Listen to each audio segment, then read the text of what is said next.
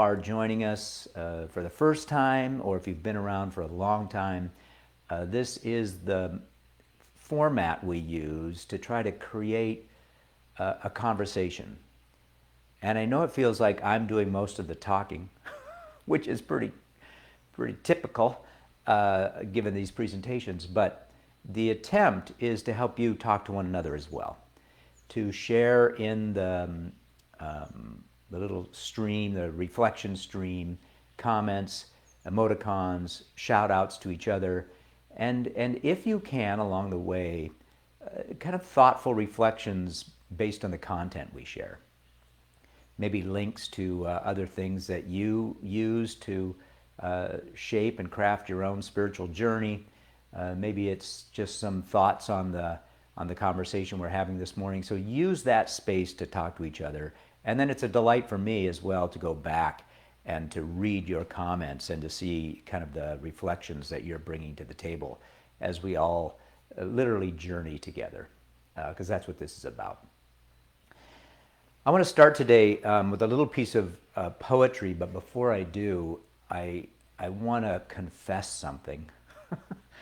You know, I've been working at this kind of thing for 25 years professionally, and like many of you, I was raised up in an institutional church and a denominational, had a denominational identity to it that really crafted my sense of what it meant to be religious in the world, even what it meant to be spiritual. And as I've grown older and we've kind of found ourselves living into the ever-changing world in which we live, I'm finding that while that foundation was helpful, that foundation was mostly there to kind of build an expectation that a passionate religious life or spiritual life, or at least pursuit of kind of the mystery that holds us, is a worthy endeavor for a lifetime. And I still think that's so true. But I also think, and here's the confession part, that I've also chased that pursuit in a sort of kind of almost like this linear fashion of going down one path pretty intensely too long. And I've been having conversations, and that's what I've committed to do in this time slot. I've been having conversations with a lot of different people to explore how they find themselves in a kind of a more grounded space, a holy space, a condition where they feel like they've got kind of sacred capacity in their life, whatever it happens to be. Those are the conversations I'm having. And I will tell you that my goal is to then integrate those thoughts into this time together and to be attentive to them in a way that allows me to maybe see some of the threads that tie them together. This morning, that thread is this capacity to simply listen. That I wonder, and this is what I've heard in a number of these conversations, I'm beginning to wonder if the real capacity for wisdom and compassion and connection and spirituality isn't really this deeper way of just listening. And the act of listening that can draw you sort of into the vibrancy of the present moment in which you're in. You know, we talked about how you can live spirituality in the now, in the moment, and not simply, you know, inherit a tradition, historical tradition, and try to live your spirituality in that historical tradition, or even some long-term future goal or insight that you're after, but rather, how do you do it in the present moment? And in the last two conversations I've had this week with two wonderful women who I deeply respect, this theme of how do we truly listen and what does it mean to listen, that theme kind of mushroom to the surface because I've been hearing it over and over again in the different people that I've met with at different levels. So that's what I want to explore a little bit today with you is how do you listen not with just your ears, but sort of do a full organ listening, right? So don't think it's all about your ears. How do I listen with my whole self? Right? How does my heart listen and my flesh and bones listen? My eyes listen and my ears listen, my nose and my smells, all the ways in which I can absorb world and each other. How do I invite that so that I'm, really listening? And what does that mean? Let me begin by a little poem, and I'll end with this poem. This is a poem by Thomas Johnson, written in 1972. And it's in a book that talks about how to listen to the parables. Those of you who follow the teachings of Jesus or like that character, which I do, the parables obviously are sort of these almost like koans, right? They're little short, terse wisdom pieces that invite you to listen. And even Jesus will say in the Gospels, if you read those, those who have ears to hear, let them hear. It's almost like an invitation to attentiveness at a deeper level. This poem, I think, invites us into that kind of invitation. Very simple little poem about hearing. You almost hear fingerprints graft and take root like tiny galaxies. The other intelligence trying the doorknob.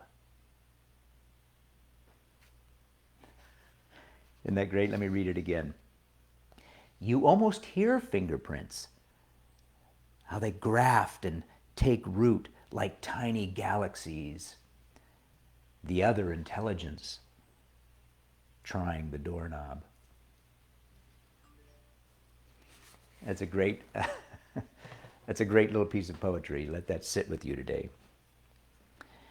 The common thread, this capacity for listening as a window or invitation into your own spiritual life, I think it has some legs. When I met with John a few weeks ago, that was one of the things that he was deeply passionate about. This idea that we hear each other. We hear everything going on. I mean, we're hearing all the time. But are we really listening, right? And listening is this almost like a language or a vehicle in and of itself. It allows us to, almost like gives us access to what's really going on in the moment.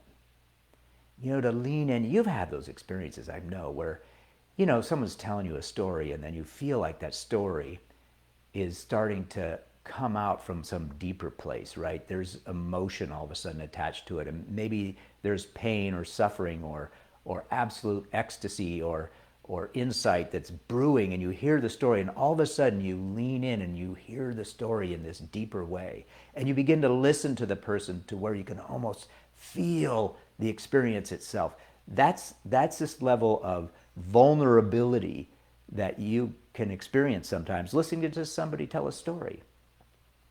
And that story, you even lose language. I'm drawn into the story you tell. You get this sense that there's this capacity for a deep level of connection just simply by listening with your whole self to the story of another. For John, that capacity, for that kind of depth of listening, that willingness to be vulnerable, that takes two people, or it takes, there's a certain space that can hold vulnerability. That capacity for listening is like a spiritual practice, right? It's a way you could wander around your life, slowing down long enough to truly listen. And when you're listening, John says, you're also kind of vulnerable in the way in which you allow for yourself to be almost caught up in this listening moment, right? Almost transformed. Something inside of you is willing to change because you've chosen to truly be present in this moment. That's listening, right? That's listening. And that moment invites you into kind of the eternity of the now, right? You get lost in that listening moment too. I'll give you a perfect example. I've used this one over and over again, and I'm starting to appreciate, and I know she's watching today, my spouse, more and more for this. When we go backpacking in the wilderness, I've told you this over and over again, but I'm learning that there's something going on here. I have tinnitus, which is a disease that means I've always have ringing in my ears. So I can't really, A, I can't hear that well, and B, in silence, all I hear is a whining noise, which I can hear it in my ears right now, right? So I have tinnitus. It's a bad situation. I'm also super driven as a type A person I'm linear, right? Like I said before, I want to get to destination. Dumb idea, but that's what happens, right? When we walk together in nature, and I don't know why I'm so impatient, but Lori will often say, let's just stop for a minute and just listen to the beauty of the natural world that's around us. And while I can't hear it all anymore, and while I can't connect with it as deeply, because I just can't do that at some level, which is maybe an excuse, I can tell that she's sinking in and finding a connection in that moment that's much richer when we're just bustling through the path, right? And that's what John says as well. One of the great challenges for many of us, and I get it, is we just don't have the time to listen anymore, right? I don't have the time. I'm not patient enough with you to sit down and literally just listen to you. Or I got a squirrel out my window right now that's chirping away, just to listen to squirrel for a while. We don't have the time. So that's one challenge for y'all, is how do you craft out some time for just that listening? Silent meditation is a great way to do that. Slow walking in nature is a great way of doing that. Patiently being present for one another in some extended time to truly listen, like a salon of vulnerability where people really share stories. All of those are ways in which you can really listen. And they are pathways. They are pathways to a deep religious and spiritual experience. I'm going to get to that in a moment. That was the one thing. The second thing John said, and then I want to move into some of the insights of the threads that I think I'm hearing, and they're very intriguing in my mind, but is that sometimes we just don't want to hear it, right? You may, when you give yourself to this act, it can disrupt and alter and change and maybe, I don't know about transform, but maybe even transform you, right? Something can shift internally, and even bonds of relationship can be tightened that we're afraid of. We just don't want that. And so I just like, I'm not listening. I'm not listening. I don't want to hear that. And that, because we know we might have to rearrange the way in which we see the world. That dynamism of capacity to reorient internally simply through the act of truly listening is that is a movement towards wholeness, in my opinion, right? It's a movement towards connectivity and interconnectivity and deep understanding. And that is the religious journey. That is the spiritual journey, is to, expand awareness. Let me give you another little story from the Gospels, and I only have the Gospel stories today. I try to find stories from other religious traditions when we get together, but this is a story with Jesus. He's talking to a Gentile woman, and she's basically a chatterbox, right? And he doesn't really want to listen to her at all. And so she's she wants to be part of this movement towards kind of holistic movement that Jesus is a part of, right? And he says, in some ways, he dismisses her and pushes her away, but she will not stop talking. And the insight that she brings, the language that she brings to the conversation, he's listening deep enough to that he changes course, he changes perspective inside of the conversation, and then completely has this awareness moment and realizes that this woman not only belongs at the table, but deserves the same kind of bread that he's been sharing with others. And she is then included in the common circle.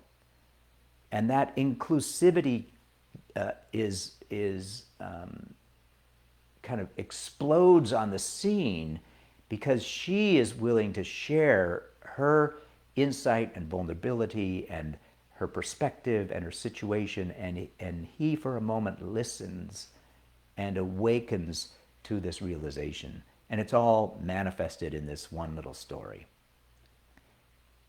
How can we live into stories like that more fully for ourselves, right? And for each other. All right. What did I notice? What are some of the common threads that have run through these conversations I've had so far? And I'm excited to have even more. So if you're interested in a conversation with me, I would love to come over. I record the conversation so I can kind of capture the data and then think about it all week long so I can share it. But I do have a couple lined up for next week in my mind. They're just not on the calendar. But if you're interested, just email me or ping me and we'll find a time to get together. But here's the common threads that come through, I think. One is that most of the people that I talk to, while they, every one of them have one thing in common, that they are kind of linking intuition, like listening not with their ears. I don't even know how to describe this, frankly. That's why it's so exciting in some ways. They're not listening with their ears. They're like intuitively listening with their whole body, right? They're like existentially listening in the moment. And they're anticipating that process is inviting them almost like into a deeper step or a next step into their own awareness or understanding or sense of self, right?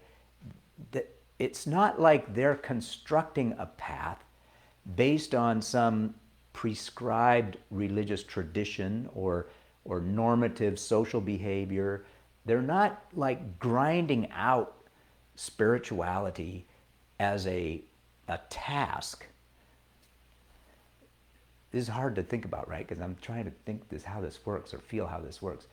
But rather, there's a certain vulnerable openness that's linked to intuition, and maybe the way their heart absorbs their listening capacity or process that becomes transformative for them. One woman I talked to almost talked about it like a calling, like she's feeling as she listens, there are these moments where it feels like something's calling her into being. And I asked her to unpack that a little bit, and I'm not sure we got to the bottom of it, but that's pretty strong language, right? It's almost like life calling you into being. It's very gracious, right? It's less anxiety producing to think that world or spirit or God or however you want to manifest it, right, is actually calling to you. And maybe that calling is happening through other people, wisdom teachers, natural world, poetry. You're being called into being. And to be called into being, you have to have ears to hear. And that hearing is not just hearing it, it's really listening. And hopefully, I mean, I'm just trying to figure it out too, but because I frankly am not very good at it. But how to tend to that is important. Another perfect example is an eco chaplain that I know, and she's all about more rather than imposing our construct onto the natural order and saying, I'm an environmentalist, here's the things I'm going to do, and it's almost like you're almost like listening to the problem so you can go out and fix them, right? It's almost a fix-it kind of mentality. She brings to the natural conversation that she has in the environment just this capacity to listen long enough to the wind in the grass and hear the beauty that the wind and the grass are creating together. Right? She's not trying to put a big construct over the top of that. She's not trying to make art out of it or analyze it. You're just listening to wind and grass.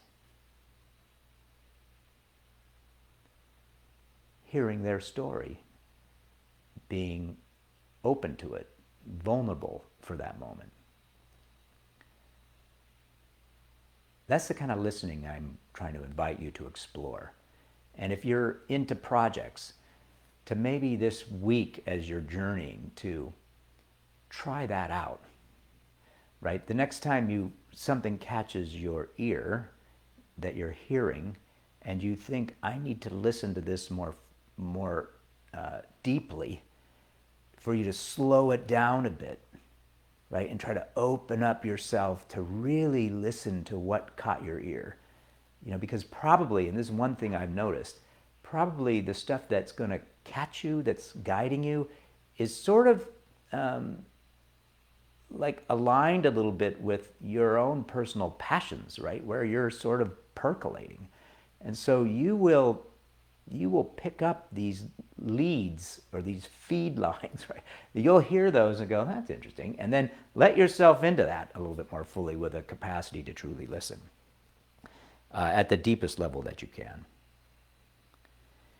And then just not to rush, and this is something I learned from one of the young men that I talked to this last week, not to try to draw all your conclusions from that, but just to allow it to be one of the voices that is guiding you in that moment, right? Affecting you in that moment. I think that's one of the ways to pull this off. So let me finish up with today with another little reading. And this one, I apologize, I'm literally going to read this article to you. This is an article by Elliot Holt called Rereading Poems or Poetry. And this is the piece that I talked about from last week. It's based on a person who realized that poetry is a little bit tricky, right? You can read a piece of poetry and go, oh, that's interesting. Or you could wake up every morning for 1 month and start your day reading that piece of poetry again and again and again. almost like circling around the poetry as a way not to just hear the poetry, but to listen to the poetry as a commitment to being open to being changed by the poetic piece itself. And if you think about what I talked about with the parables with Jesus, and that was his spiritual kind of gift, is to say, let me construct wisdom in a parable. That if you can listen to this parable, if you can hear this parable, it will transform you. That's the same thing that's going on in this article. So the person is trying to revisit the same poem, and I'm just going to read from you a section of this that I think is powerful. But the last line goes like this, and this is where we're headed with this, and that's why I think it's kind of hip. It says, maybe we can learn to read one another, just like reading poetry every morning, listening closely to the music that we all make. Here's what is written. Revisiting the same poem every day is the antithesis of the current attention economy that we live in today. So instead of scrolling along the surface, I'm diving deep beneath it. As I walked around Brooklyn in January, Terence Hayes' final stanza of this poem, Drawing the Perfect Circle, Terence Hayes' final stanza slithered through my head. It goes like this. You must look without looking to make the perfect circle. The line, the mind, must be a blind, continuous liquid until the drawing is complete. That connection of equating mind with line might suggest that the conscious mind is straight and even one-dimensional, linear. Perhaps it's only by disabling linear thinking that we can see how disparate elements of this world are all connected like a big circle. How do you draw a perfect circle? So when I read the same poem every day, I'm training myself to look without looking. By circling back again and again, guided by sound patterns, I let my subconscious do some of the noticing. Rather than always consciously analyzing the poem, I focus on listening as the lines on the page release their music and their meaning. This repetition or practice, right? It cultivates a deeper kind of attention, one that pushes past facile understanding to intimacy with the work. It's the kind of intuitive, multidimensional concentration you need to draw a perfect circle, or even to listen to a poem or write one. I'd like to think that this practice of sustained concentration can also nurture human connection by encouraging simply the intimacy of attention. Maybe we can learn to read one another the way we read poetry, listening closely for the music.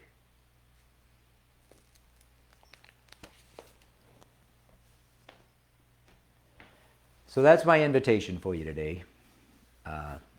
Not a lovely piece. I don't know how to write up that piece, but that's a lovely piece. Is to maybe integrate. You don't have to completely give up all the spiritual practices you're currently engaged in, or maybe you're not engaged in any whatsoever. And if you're not engaged in any whatsoever, the art of deep listening can be a window, and I think is a window for so many people to allowing that which needs to drift away, that's maybe dis-ease inside, or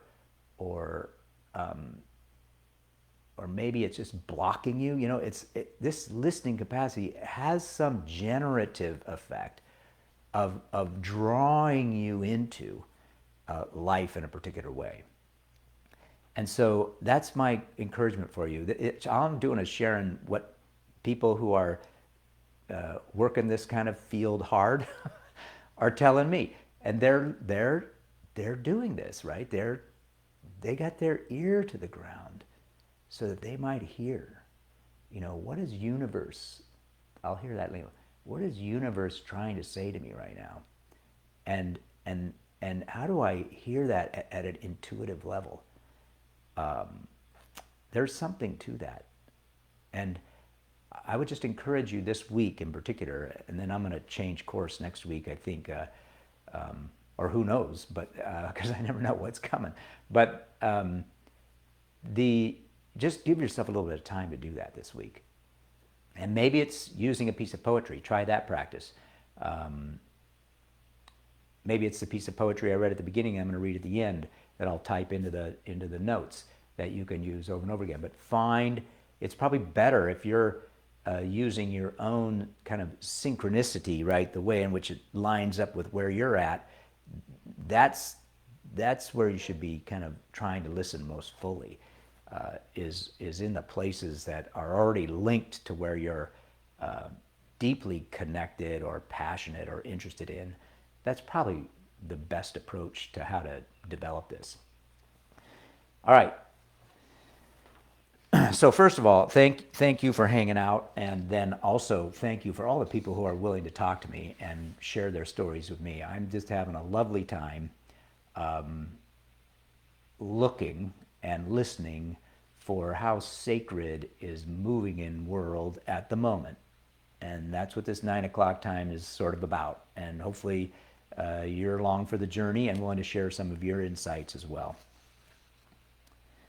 Maybe if we listen, back to the poem by Thomas Johnson, we can almost hear fingerprints graft and take root like tiny galaxies, the other intelligence turning the doorknob.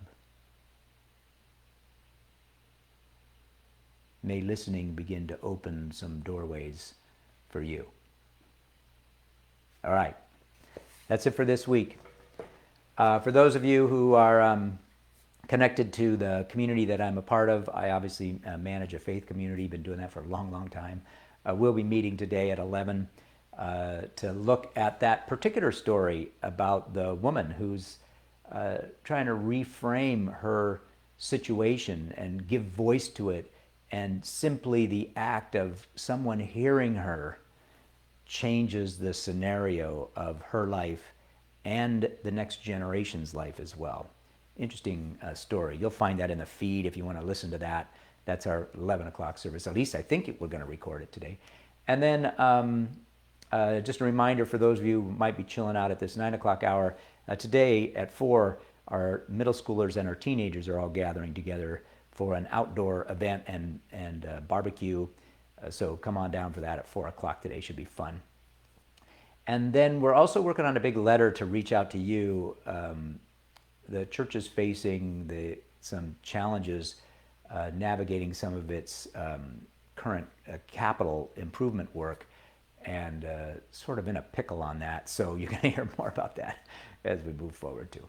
All right, but that's it. Have a week that's full of poetry.